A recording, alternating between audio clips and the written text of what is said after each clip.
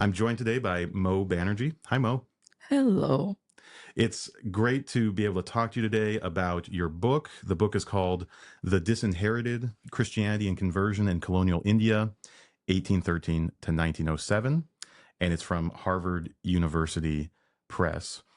I know Mo because we are both connected to the UW History Department. Mo is an assistant professor of history at UW. And I got my PhD from UW in history, and I'm still a affiliate fellow with the department. So we're here today to discuss Mo's book, but before that, we really want to set the stage with a longer than normal discussion about religion in modern India.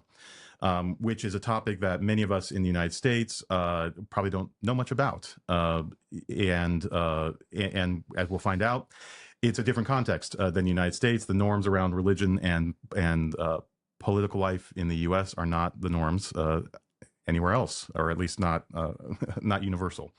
So we might say the inciting incident for this conversation is the book, but we'll have a broader conversation.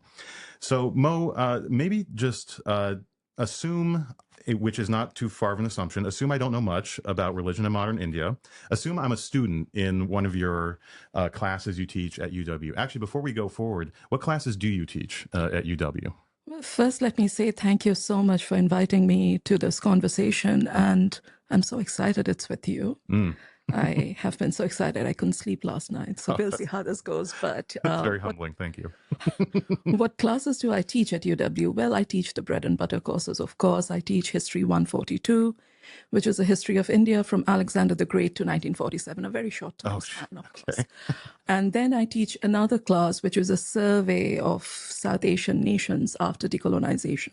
Okay. So 1947 to the present day. And I think we cover about 3 civil wars in the middle of all of that. So again, if that time span is slightly smaller, we are still covering quite a bit, I think. Definitely.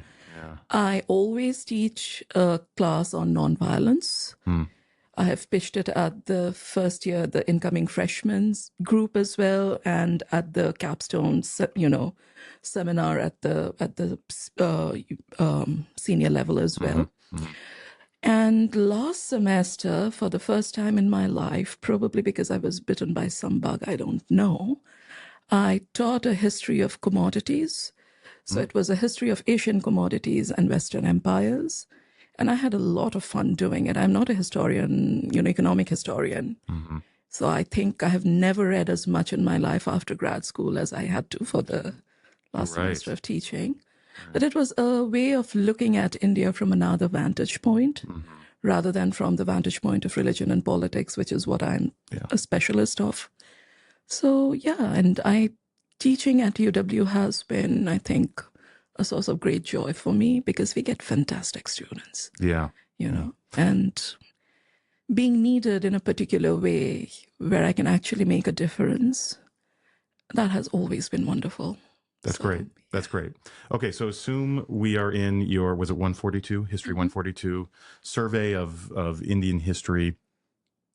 What is, and we're going to focus here mostly on the modern period because we don't have a whole semester to march through since Alexander the Great. What is the religious landscape in the 18th, 19th centuries in modern India? Like if you're just looking at a map, maybe how does it look? And how would you describe sort of the role religion is playing in Indian society? I think you've chosen like the most exciting moment in South Asian history in the modern times, right? Because the 18th century is exactly when the great Mughal Empire is completely disintegrating. The era of the great Mughals is at an end. A lot of European powers are vying for power within that particular moment.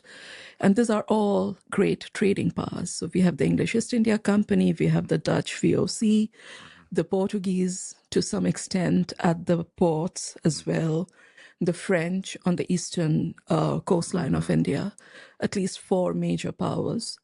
And we also have newly emergent fiscal military states all over India, breaking away from that old Mughal system, if you will.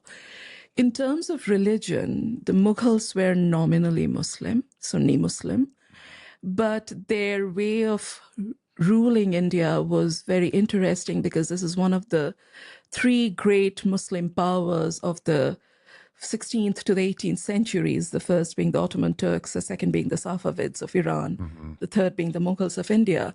It's only the Mughals who are ruling over a majority non-Muslim population, right? Mostly Hindu. The Muslim population is culturally and politically dominant, but Hindus are embedded in the structures of that bureaucracy and political system as well. And then we have a nascent Christian movement, which has already been there in a very serious form, at least since the Portuguese Padroado, correct? So all these powers are vying with each other. Within Hinduism, we have the caste system, which at this particular moment is very fluid. It is dependent more on occupations, hereditary occupations, than anything else. But with the coming of the British, who first sort of make a political stranglehold in India, in the province on the far eastern side, that is where I come from, Bengal, right? It starts cohering, both religion and politics start cohering in very, very interesting ways. And as we see over the next 2 centuries or so, religion, caste, all become systematically sort of stratified in a way to help the British regulate India. And that gives shape to modern Hinduism, modern Islam, and even modern Christianity, which I work with to an extent in the book. Yeah. Okay. So, particularly the British, because that's really where that's a big part of the context of your book. As you just mentioned it, there's a strong Christian presence in India, at least since the Portuguese. But even there's sort of this tradition that even the Apostle Thomas, Yes. visited India back in the 1st century. But the British are bringing a particular type of Christianity. It's this Protestant type. How would you describe the British type of Christianity and how it, as you say, sort of becomes part of the structure of how the British are ruling India? That's a fantastic question. So David Armitage, sort of describes 18th century Britain as Protestant, commercial, maritime, and free, right? Mm-hmm. And all of those come into play when they come to India. But we have to remember that India is governed for the first part of the British imperial period by the East India Company, which is a joint stock commercial company, which creates a lot of befuddlement back home. So, for example, we have questions in the late 18th century in the British Parliament as to, what if the company is the state? If the crown is not supervising the company and the company is the state, and the primary, importance that the company gives to is commercial business, that does not align with any understanding of governing a sovereign territory that even British parliamentarians have back home, correct? Right. And for that purpose, from 1780 onwards, there is a kind of understanding. We find it in all the archives, in parliamentary debates as well, that they would try and interfere as little as possible in the religious prejudices, this is what they call it, of their Indian subjects. On one hand, there is an understanding that they are taking over from a predominantly Muslim culture of ruling.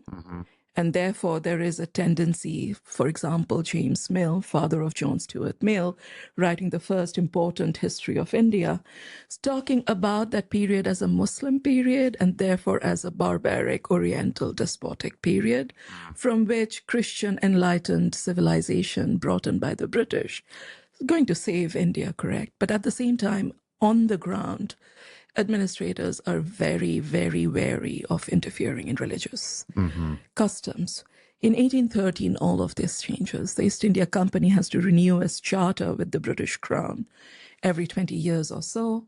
1813 is remembered from an economic point of view because that is the end of the monopoly of the East India Company for most things except tea, I think, in India, in terms of the trade in India.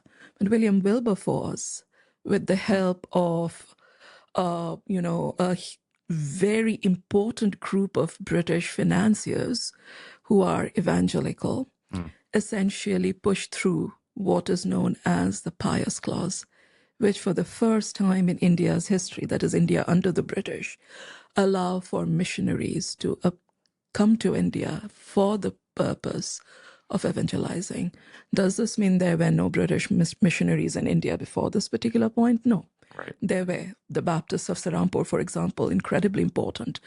But it just meant that they could not put down in the ship's log or in any of the forms when they're embarking in India that they were there for the purposes of evangelism. Yeah. And they could not embark in Calcutta, which is the bridgehead, the capital of the British. They had to go downriver. The Baptists of Serampore, for example, go to a Danish colony, Serampore, and they call it Jaunpur afterwards. They rename it, right?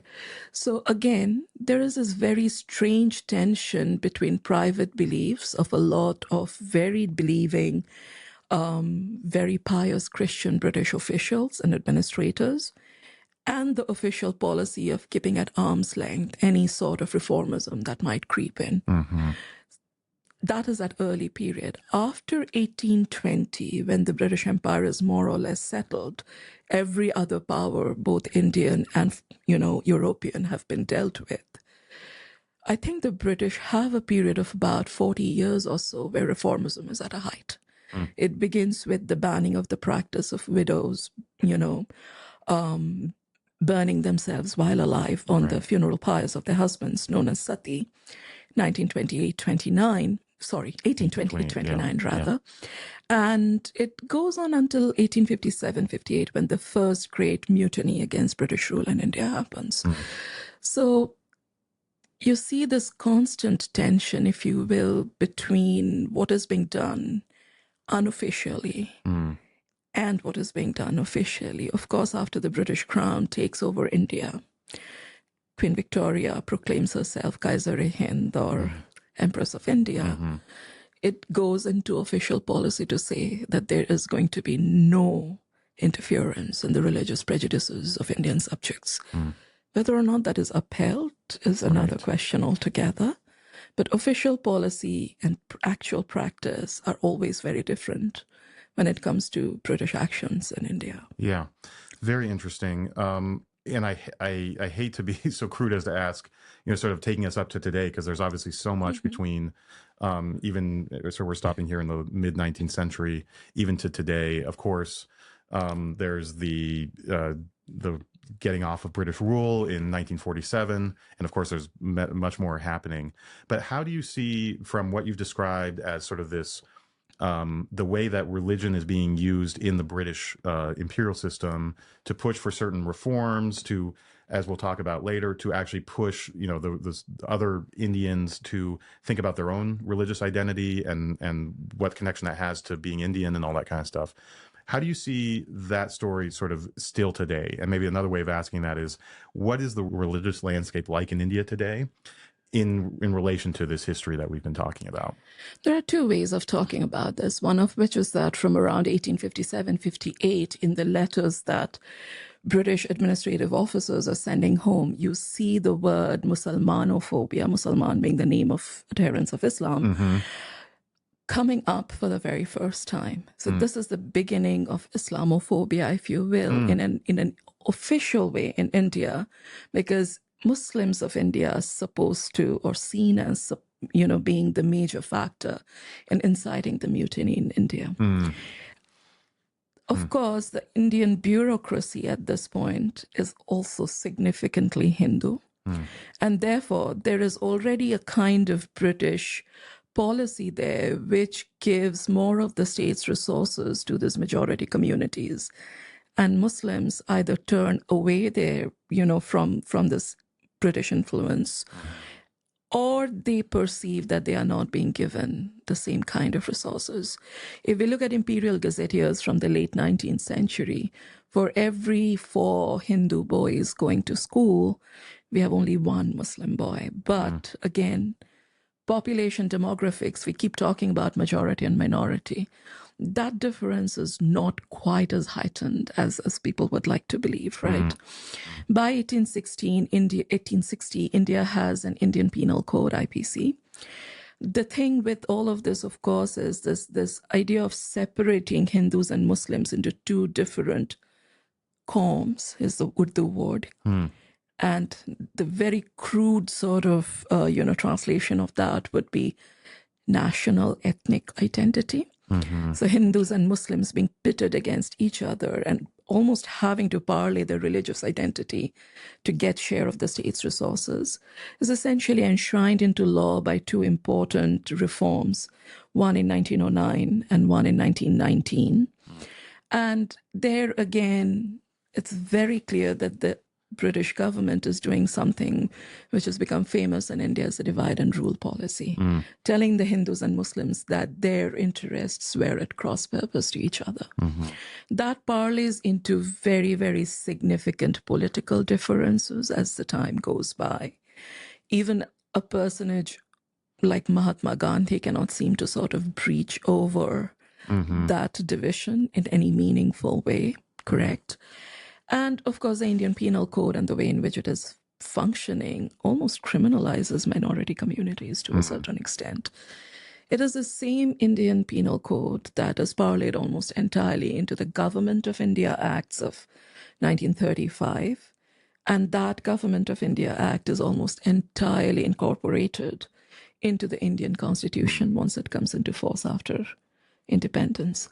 So what we have is the physical presence of the British is removed from the subcontinent, but the structures of governance, the legal sort of scaffolding around it, the civil, servants, the bureaucracy, and even the way in which the army is structured is still quite recognizably British. And even to this day, there are certain, legal acts, for example, that entirely emerge out of a Victorian sensibility. So India, for example, had an anti-LGBT law for a very, very long time. And it's just been struck down, correct? And that emerged very much from that kind of 19th century sensibility about what is the natural way of, So again, it is the British, I would say, who sort of parlay religious identity into political identity in order to figure out a way of controlling a population, which, if it came together, could cause great upheaval, as they saw during 1857-58. And that gets sort of, that ends from 1857-58 to 1947. The partition, I think, is a testament to what happens when religious identities become political, because it leads to absolute carnage. More than 8 million people essentially become refugees, correct? More than 600,000 people get killed. About 150,000 women are raped or abducted, and all of it is done on religious lines. So this is the landscape of colonial India merging into modern India.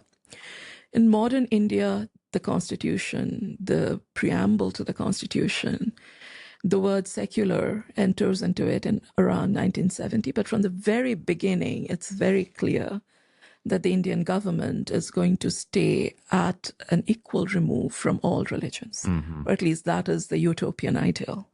It does not quite ever work out. India has had a series of horrific communal, as it is called in India, religious, riots over and over again. And then from around 1990 onwards, when a very conservative, right-wing, orthodox Hindu political movement started taking place, that kind of religious divide has now become completely cemented in the way in which India functions. And the political party and its auxiliaries, which started that movement, are actually now in power and have been in power for the last 10 years or so.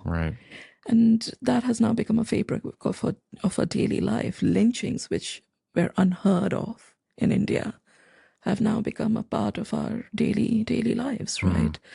The way in which people eat food, the way in which people present difference, just apparently just by looking at someone in the India of the present day, someone can make out whether they're Hindus or Muslims. And you can imagine how strange that is in a country where no such visible difference actually exists. Right. Okay, so we see how the history is still sort of, very, you could say, active and Yes. alive and well in modern India. Um, just looking for like basic facts here, Yes. where's Christianity in the story? Is I assume numerically it's much smaller than either Yes. the Muslim or Hindu population. But yeah, where does Christianity fit into that bigger story? Christianity has a very strange position in India's history. Hmm. First and foremost, of course, if we are talking about modern Christianity over the period of 1800 to the present day, the numbers have not shifted.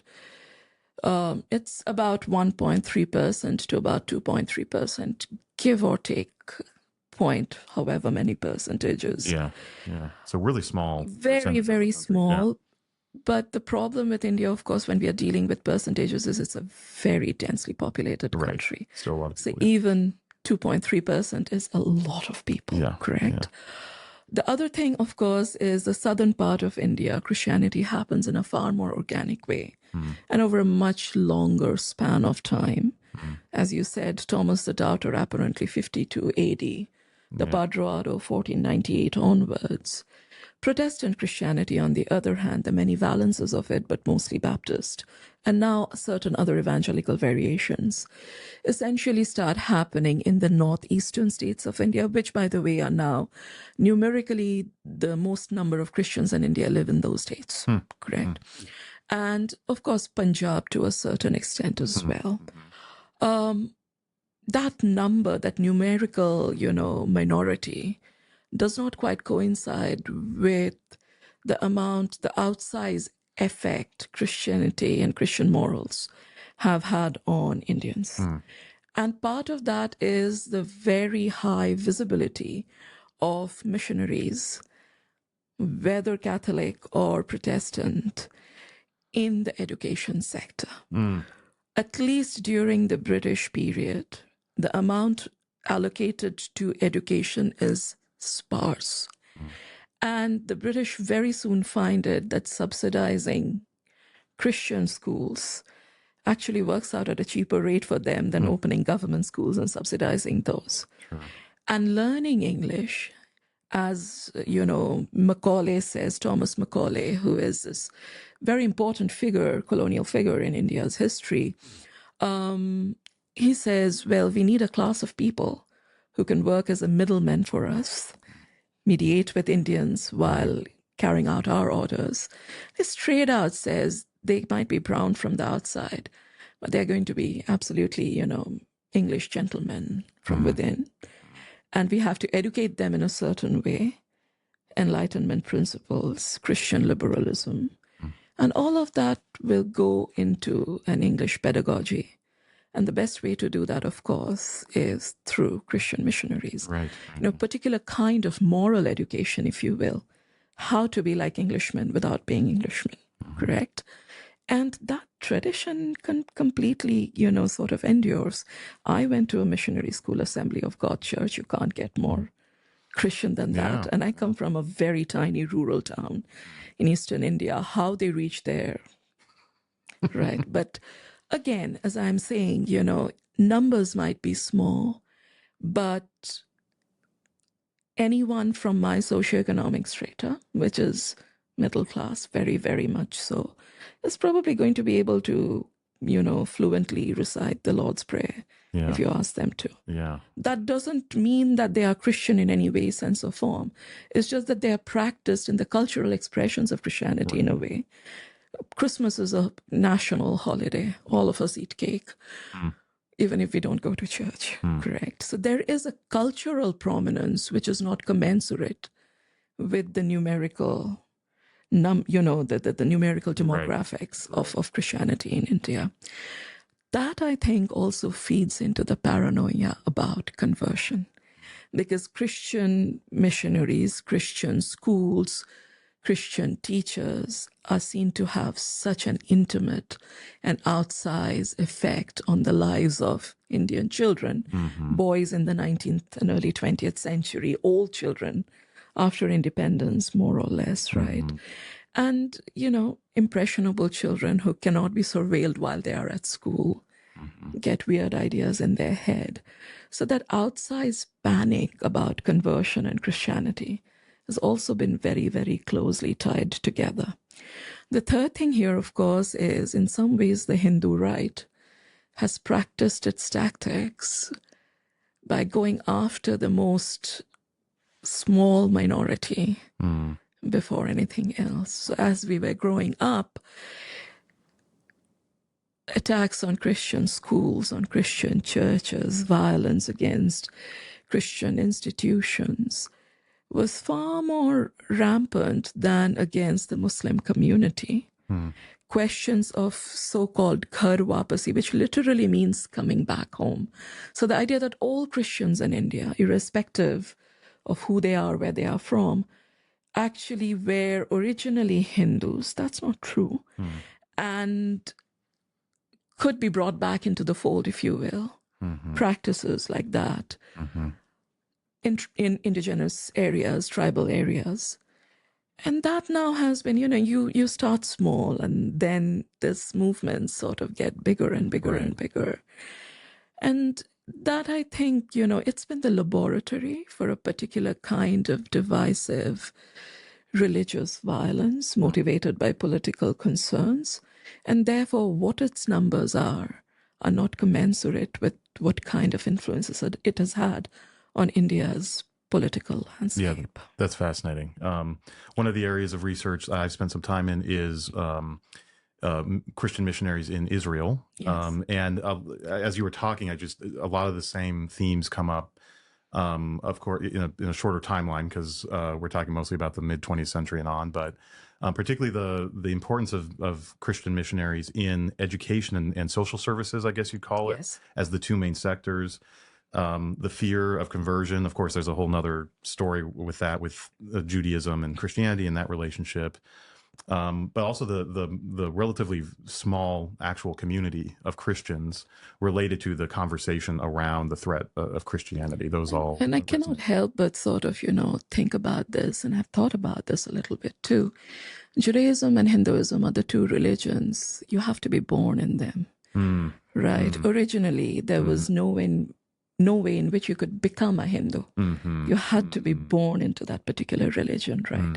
And I think that too sort of feeds, in India at least, to that fear, because there is no way. You have to prove that the conversion was not sincere, or there was some mistake in the rituals of the conversion if someone wanted to come back home. Correct? So this constant fear of complete estrangement, I think, haunts the Indian landscape quite a bit as well. Yeah, fascinating. Okay, last question on this front. You mentioned that you grew up going to a Christian school, I guess you'd say. When was the first time you came to the United States? 2011. 2011, and was that for my PhD, for education? Yeah. So if you can pick out what's one of the major differences, sort of between the culture you grew up in and the one you entered into in the U.S. when it comes to how religion functions in society? Oh, what an important question, and also something that I've been thinking about, and I don't really have a very good answer for you, but I'll tell you this. Growing up Hindu, at least in my household, my father's side of the family is very orthodox. My mother's side is not. I cannot remember my mother ever doing any of the Hindu rituals at home. My aunts did, my father's relatives, my uncles on that side did, but my mother was far more agnostic about such things, which did not mean that we were completely without religious practices, right? Being a Hindu in some ways is being tied up to particular performances of religiosity which seep into your everyday life, right? It's almost like saying grace before you eat, correct? Right. And when I came to the United States, it felt to me that the majority of the people that I was in contact with were culturally Christian, but that kind of daily religiosity was probably not a part of their lives in a meaningful way as it was in mine, correct? That they would, probably go to church on Christmas or not. They essentially identified with being Christian. And when I started teaching, it also became very clear to me that very few of my students actually read the Bible. Mm-hmm. Right. Even the New Testament, not even the, I'm not even going into other parts of it. So there is an identification with religion, but that identity is very, very private. Right. And in a very loose sense. Whereas to me, being Hindu is, or at least to my, situation, familial situation, being Hindu was something that essentially created a structure for us to exist within the world. Everything that we did in some ways related to the practice of that particular religion. Correct? The way in which we voted related to that particular religion. Caste-based votes, for example, in India at all times since independence have been very, very important, right? That I don't find in the United States. What I do find is a particular kind of public-mindedness, a kind of community care, which can sometimes be very missing in India. Their religion is, and the practices of religion are for the extended family. In terms of public care, that doesn't probably come across. That's what the state needs to do. Somehow, because it was a welfare state, and at least until the 1990s, it was also a socialist state, right? The idea is that is what the state's domain is. We don't need to think about it. But here, that culture of community care is a lot stronger. And that emerges out of Christian ethics as well, I think. Yeah. So that, I think, to me, is the most visible kind of difference that I have found. Yeah, that makes a lot of sense. And that, as you say, the emphasis on public care is probably something to do also with the at least legal disestablishment of religion on the federal level, meaning that there is no official religion. And it also meant that there was this massive sort of civic nonprofit space that was basically, you could say, a free market or something where everyone tried to enter. And so a lot of it's interesting, even when there's like a natural disaster in the U.S., so like the flooding from the hurricane that just happened a couple months ago, or the fire in California, many of the first entities on the ground besides the state are, in the case of the hurricane, like the Southern Baptist sort of humanitarian groups, many of them sort of grassroots and very local. But there's that tradition that goes back, centuries at this point of those types of needs being met by churches in particular. So, and that comes out of a particular history where there is the Christian ethics part that you would hope any good Christians would be interested in that. But there's also this sort of way that society's structured to create a vacuum where churches could enter in and do things that maybe in other cultures would be assumed that the state would be the primary actor there. Okay, great. Glad we sort of took that very quick tour through the history of religion in modern India. There's so much more to talk about. But I do want to get to your book for a few minutes. And I thought the first way to get into this is just asking you to explain where the title came from. So it's called The Disinherited. And then the subtitle, The Politics of Christian Conversion in Colonial India. But I think this idea of inheritance and then disinheritance related to religious identity is a really interesting one, and maybe another one that is harder for Americans to wrap their heads around. Americans tend to be quite individualistic, seeing religion as something, you're born into, but you also sort of, particularly in the Christian context, you need to sort of make your own in some sense, and is private, as you said, as well. So where did the term disinherited come from, and what were you trying to get across by titling your book that? There are two ways to get into it. One of them, of course, is, and you are a historian yourself, that moment in the archives when you stumble upon something really great. Yeah. And for me, that is what went into the making of the third chapter, which is about a literal disinheritance case, correct? And there, for the very first time, I had a kind of archive which I could look into deeply and find ways in which religion went not into only the making of private faith, political performance of it, but into the ways in which, at a very bare level, we sustain ourselves, which is through inheritance in its economic form, correct? But there is another kind of inheritance. If you are born within a certain familial structure, if you're born within a particular town where your parents are very well known, for example, or let's say someone's father is a university professor and the son or the daughter are very good at academics, right? There is a kind of connection, a kind of network that sustains, that we inherit, that sustains our reputation based on the reputation of those who were before us, that familial kinship kind of level. This has been called social capital, correct? Right. And to an extent, moral capital as well.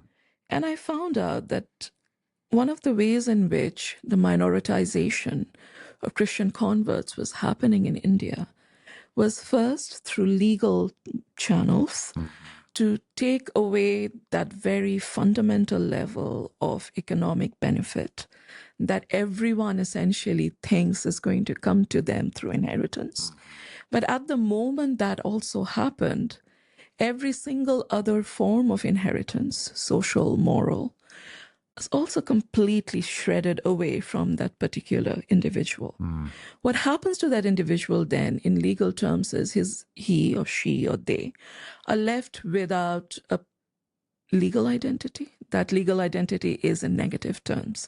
This is someone who once used to be Hindu or Muslim and no longer is. Christianity is almost immaterial at this point because the act of disinheritance creates a sort of spiritual negative space, correct? And the second, of course, is that this essentially completely takes away any normal, natural way in which they belong to a wider social matrix. So it's not merely about the question of legal or economic inheritance. It seemed to me that the act of conversion was creating a disinheritance on a much more deeper and much more complex level. And that is why this book is called The Disinherited. At the most macro level that I can think of, Christian identities, Christian conversion, is essentially making sure that these are the people against whom the very structures of Indian nationalism would be built. And even if they were deeply patriotic, the very fact that they had demonstrated some sort of disloyalty to their communitarian structures essentially also means they're disinherited from their nationalist belongings. Fascinating. And I think as you were just talking, just the way that what we're talking about here might on the surface seem a sort of an isolated religious identity, but like cuts down into community economics as well. That's where you started, and nation. And these things are all sort of working together. And part of it is the history we talked about that's creating, this sort of, in a narrative sense, this drama around what it means to convert to Christianity in this time period. So I found one of the interesting things about the book that you privilege the perspectives of these Indian converts to Christianity. I imagine there have been a lot of books written about related topics of Christianity in India that either privilege the missionaries' perspective, so the British perspective primarily, or perhaps the majority culture Indian perspective about like what are these missionaries doing and how are they affecting society. You go at the perspective of these disinherited group, the Indian converts to Christianity. What does that choice do for your story? Like I assume you thought about that quite intentionally, and then sort of what does that open up that the other perspectives maybe don't? There are two ways, again, to look at this, I think. One of which is that if we look from the center outwards, it's a very, very different story to if we look from the very margins towards the center. Correct? The second thing, of course, is a question of archives itself. I don't know if you've ever worked in the subcontinent in any of its archives. I have not, no. But it's a dismal state of affairs. Documents just lie in piles. They sort of are left out in the rain. Silverfish eat them, and then you're given like the top half of a file and the bottom half is missing. And even in a country where, the majority finds it hard to have documentary archival evidence of its existence, you can imagine what it does to minority communities, correct? Yeah. They have no archives. Yeah. So when I'm telling the story of those who have been erased from the archives, that erasure is both intentional, because most families just strike them out of genealogical records, but also numerically they are so small. Imperial gazetteers don't think they need to talk about them. And if they end up anywhere, it's in missionary, documents, which I'm very grateful for. But that thing there, and, if you'll forgive me for putting it that way, there is a particular intentionality for archives everywhere, correct? Yeah. Archives are man-made artifacts. Right. Missionary archives, to a very large degree, are very truthful, but also at the same time, it is about documenting the successes of those missionary endeavors within certain spaces. The stories of converts that we get there almost always follow a genre, a generic kind of, pattern, which is about the success of spreading God's word and the acceptance of that word by indigenous people in a successful manner, right? In a manner that brings salvation, that brings peace, and that brings a certain amount of comfort in the presence of that particular religion, correct? Even if it is a setting up of hospitals, even if it is a setting up of schools, it's that particular purpose that this is actually working. And if it is not working, how difficult the task is. And therefore, you glorify even more the few successes you have, correct? Right. One of the things that struck me as soon as I started working with missionary archives is the discrepancy in numbers. What I was seeing there and what I was seeing in, for example, imperial gazetteers, which is statistical data gathering that the British government did, depending on, provinces and particular cities and states. And I was like, what is happening here? I'm just having a little bit of trouble sort of balancing this. It might be that the state does not care about the data, the data gathering, and therefore the state's data is wrong. Or it might be that there is a particular way in which the data is being gathered by Christian missionaries who are also ethnographers and educators. So I'm not saying that they did not know how to do their work. Right. They sometimes taught the British government and its officials how to do the work, as you and I both know. So there is something happening there, and I needed to be aware of that and think about that carefully. So a lot of that is to do particularly with that archival dissonance, if you will, The second, of course, is legal documents. And of course, no one goes to a court of law if their life is going very smoothly. Right. It is always people at a moment of crisis in their lives, and they're looking to the law to provide a particular kind of solution. Correct. And even there, you have to be, as a historian, wary of the ways in which the archive is presenting the material. Correct. So I was writing a history of forgotten people from the margins without very many archives. And I had to be very clear about what that meant for these people. And I think in some ways what it worked out as for me, and I'm sure someone is going to chastise me for this. I'm sure they have different ideas, which is to say that the experiences of being converted almost converge with the experiences of being written out of the archive. And that says something about the majority community, about the government in power, more than it says about that minority community. And if I had to actually meaningfully write a history of religion in India, let's say, which this book is actually about, right?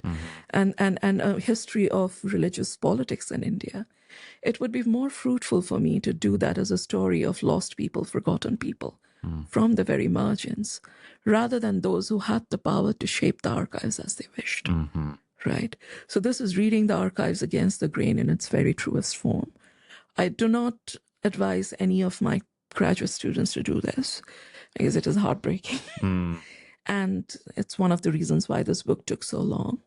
But to me, it is meaningful that I'm writing a history of people from their perspective instead of writing it as a story of success or a story of good governance, or a story of dominant, emergent, victorious nationalism. It is a story about failure, and it is a story about loss. And those stories, I think, are just as important as other stories historians tell. Yeah, that's great, and that definitely comes through the care that you take with the people you decide to spend a lot of time with, and the innovativeness of the different sources you were just talking about to get at some of these stories, even if they've been in some cases intentionally written out during their day. There are still these interesting ways through court documents, through other documents, to actually still unearth a lot of important information and meaning out of their lives. But as you say, it takes a lot of time as well, and I think you said reading against the grain, right? So you're having to do sort of multiple things when you're reading a historical source, not simply just reading it and then integrating it into what you're trying to say. You're actually having to think about what is being left out of this source, or how is the language in this source doing something that is not just trying to convey the truth or something like that. So, okay, so we just have a few minutes left. I wanted to just zero in on one character. Yes. And I'm going to ask you to pronounce his name. We talked about this before. I already forgot how to pronounce his name, so I'm just going to let you do it. But it's the subject of chapter 6. And I found this chapter really interesting because, well, we'll talk about the figure, but a very interesting sort of religious identity that he had, but also the bigger themes of how religion is really becoming part of this nationalist conversation. I mean, it's happening throughout the whole book, but this seems to be one of the places where we really see it sort of taking up steam, and particularly this idea of sort of Hindu nationalism in the turn of the 20th century, and how we can see some connections, you might say, to what we were talking about before about the contemporary way that Hindu nationalism functions in Indian society. So give us just a window into that chapter, into the character, and really why you wanted to highlight this story. The name of the man is Brahmabandhav Upadhyay, which is a direct translation from Theophilus. Right. And he is, I think, one of the most interesting characters that I have come across in my research. He was born into an observant Hindu Brahmin family, but his paternal uncle converted to Christianity before him. And unlike in other Hindu families where, a Christian convert would be ostracized, this uncle, I think, had fairly good connections with the family, primarily because Brahmabandhav's grandmother, this uncle's mother, was a much-traveled woman with very liberal opinions about life, very striking and very strange in, the history of Indian women, if you will, at the turn of the 19th century. Brahmabandhav essentially goes from one conversion to another. It seems as if he's trying to find a space where he can figure out a purpose in life. And he goes from being a Hindu to being a Brahmo, which is a particular, monotheistic reform religion that emerges in Bengal in the 19th century. From being Brahmo, he becomes a Protestant Christian. And then after his father's death, he becomes Catholic. At the same time, the main idol in his life, if you will, is the Hindu nationalist Swami Vivekananda, the man who brought yoga to the US, if you will, correct? Someone who was espousing a very masculine kind of Hinduism, one that, would enable Hindu boys to go up against British repression and bring about independence in whatever shape or form that might mean. This is exactly the moment, of course, also when India's first political party, the Indian National Congress, which was established in 1883, starts gathering steam in a sense, starting to have that conversation about what British colonialism was doing for India and why it was important that Indians started striking out, figuring out their own identity, and making demands for more sovereignty, more independence from the British.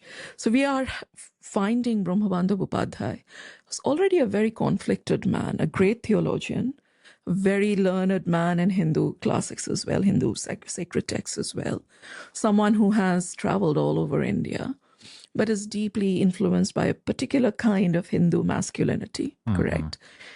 who wants to be a part of this nationalist movement. But this Hindu nationalist movement is also essentially very exclusive of anyone who's not Hindu. Right. The way he finds a space for himself is to sort of psychologically split himself into two, is what I find. Being Catholic perhaps helps him do that. He is someone who's deeply into Jesuit theology as well. Mental reservation is something that has always deeply appealed to him. So he says, okay, my private faith is going to be my private faith. I'm going to hold it very deeply. I'm not going to make any show of it. Outwardly, I'll be someone that all Hindus can identify very easily with.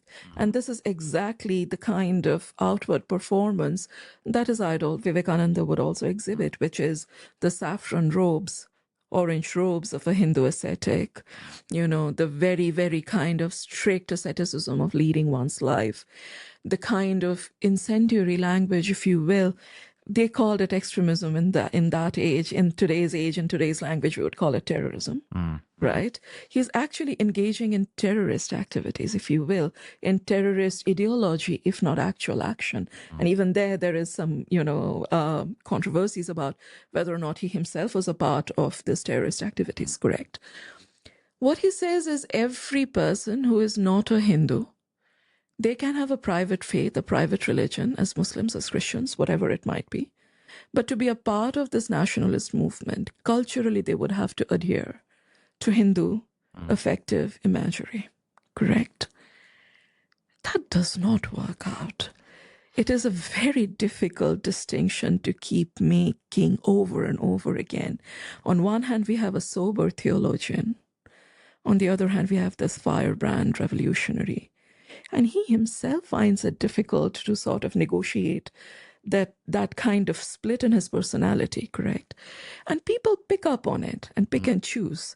On one hand, we have people like, Bipin Pal, who is a member of the Congress party, who is like, oh no, he just gave up on being Christian altogether, right? Or his followers who by force take his body out, do not allow the last rites to be, administered to him and give him a Hindu cremation right. And on the other hand, we have people, intellectual elites like Tagore, who are fascinated by this constant tension and negotiation between different kinds of identities, because they are also aware that not all Indians are Hindus, that there is a substantial population in India that is never going to be Hindu, but they have a right to belong to the Hindu nation, or rather to the Indian nation, in as meaningful a way as any Hindu ever could, correct? And that they would have to figure out a way of how to belong. But whatever Brahmabandhav was doing was not it. Correct. And he keeps fascinating people, but no one actually knows who this man is or what he was trying to do. And it is my suspicion, as I say in the book, that he himself did not know what he was trying to do. He carried out an experimentation that was an absolute failure. Correct. But it also shows us the ways in which minority communities have tried to negotiate their personal faith in a landscape where even being patriotic requires a particular kind of religious and cultural affiliation and a performance of it. That there is no space within that nationalist framework for minorities in India to actually talk about their religion and their patriotism on the same level. Their religious faith always has to take a backseat, completely interiorized in an incredibly troubling way to their Indian identity. And I see that happening over the course of the last century as well, even after decolonization. Whenever anyone from a minority Indian community has had to stake his or her place within the political landscape of India as a nationalist patriot, they have had to say, I am a patriot before I am whatever religion I am. No Hindu has ever had to make that avowal. We do not have to say, I as a Hindu will never have to say, I am more of a patriot of India before I am a Hindu. That does not come at cross purposes. But if someone were a Muslim or a Christian, they would have to say, I am a patriot. I am someone who loves India more than I love my religion. And why should that be so? And I think Brahmabandhav's case is a shining example of that particular kind of negotiation, which is a deeply tragic negotiation, if you will. Yes, and one that's probably best understood from his perspective, and I think that's part of the story is if you only had the external perspectives, you might say, of the two poles that you talked about, he comes off as either a pragmatist or a fraud, I guess, would Yes. be the two Yes, extremes, completely. and you miss the tragedy Yeah. of the internal negotiation and of the way this is a microcosm of a much bigger Yes. story. So thanks for sharing. If as you're listening or watching this, you're interested in stories like this, please pick up The Disinherited by Mo Banerjee. Mo, thanks for being here. Thank you. That was an amazing conversation, and I had so much fun. Thank you. So did I. So thanks for tuning in to the Upwards podcast. We hope you enjoyed today's conversation. For more episodes like this, we have over 100 of them at this point on our website. Go to slbf.org.